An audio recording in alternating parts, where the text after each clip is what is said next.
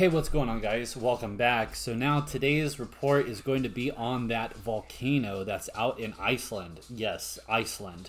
There is approximately, and I did not know this, but the volcano in Iceland, there is 381,000 people on the island plate of Iceland. And the reason why I say it's a plate is because it's actually a plate that drifted apart from another continental plate that floated and then connected itself to other areas. Now, with this being so sufficient in its magma flow, it has a 10 miles of underground magma tunnels that is flowing up to this volcanic eruption here. Now, when this tunnel finally erupts, approximately 200,000 of those people live in this particular city. This particular city is called, and I'm gonna butcher this really bad, but I'm gonna try. Reykjanes Peninsula.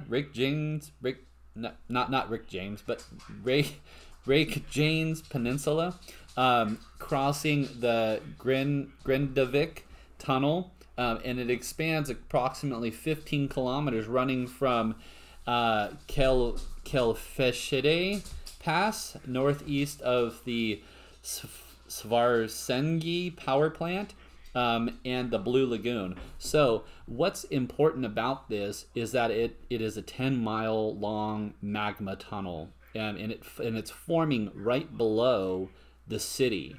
And in the city, there's approximately 200,000 folks that are associated with this. I mean, this is going to be a massive catastrophe with the eruption and how it's going to go down. I mean, we're not just talking about magma flow. We're talking about all the toxic gases that come along and are associated with a volcanic eruption to this magnitude. I mean, this is a mega volcano that is associated here. I mean, a 10-mile volcanic eruption that could ultimately not just hit the peak, but ultimately, if the tunnel itself collapses, right, we're looking at a pipeline of explosions of 10 miles right underneath the city.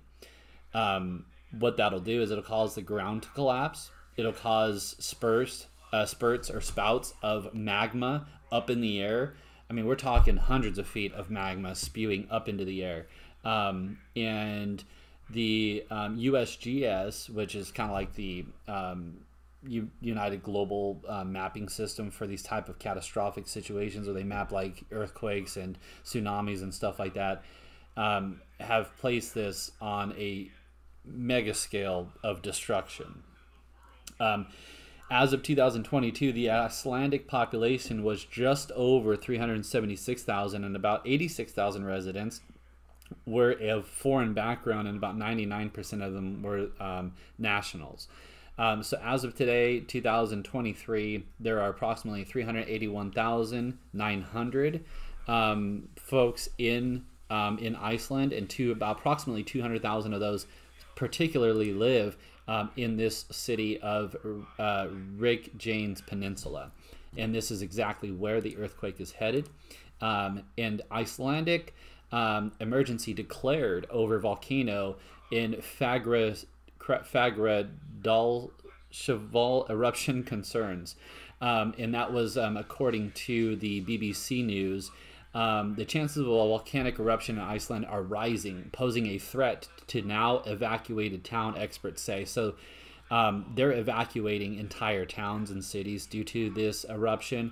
And as we've seen over the past several decades of how volcanoes eruptions affect the world on a global scale, I mean, we're talking a possible 3,000 2,000 mile nautical mile winds carrying this type of plumes of ash and smoke and toxic gases, not only across the ocean, but across to other countries that could be affected as well too.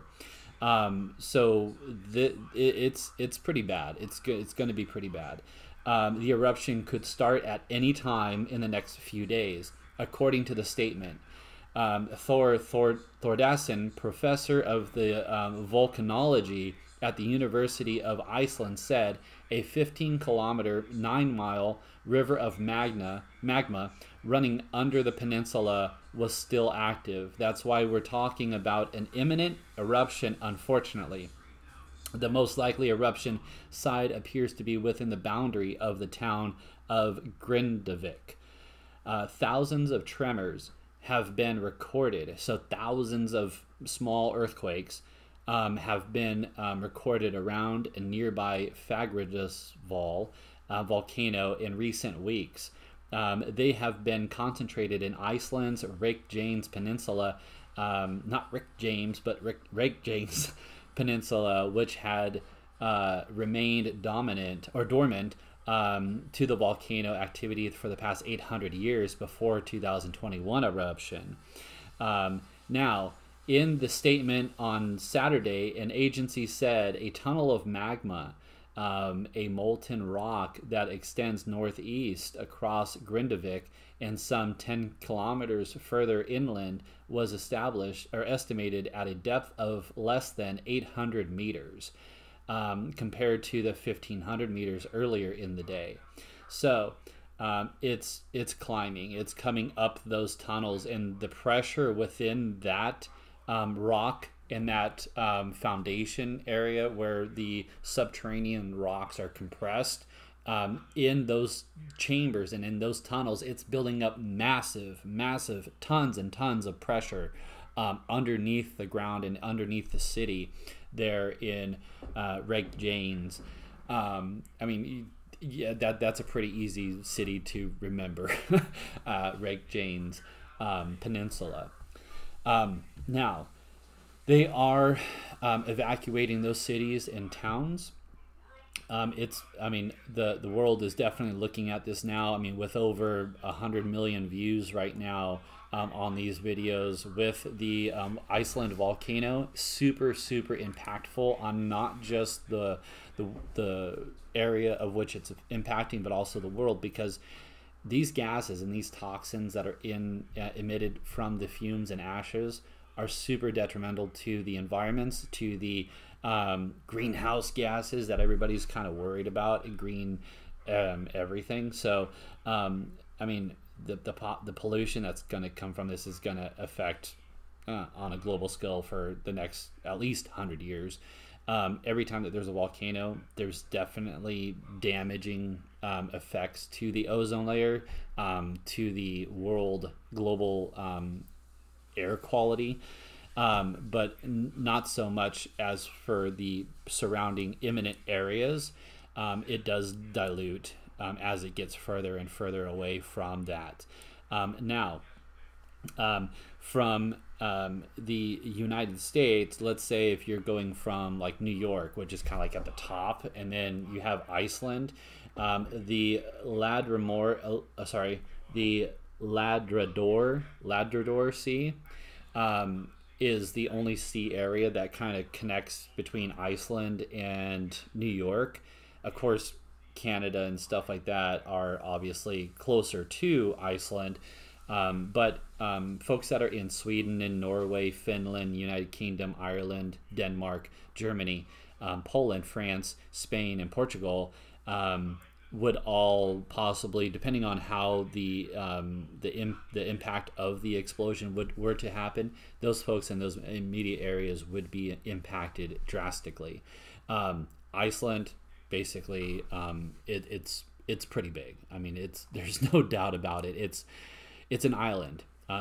Iceland is basically an island, and it's very relatively small in size, with a 10-mile chamber of underground magma. Now, that's only that particular area where it's been recognized. There are obviously other channels in the area that are in hard to reach areas, such as the Volcano National Park. So they have a national park there, and that is a massive volcano that's surrounded by ice as well.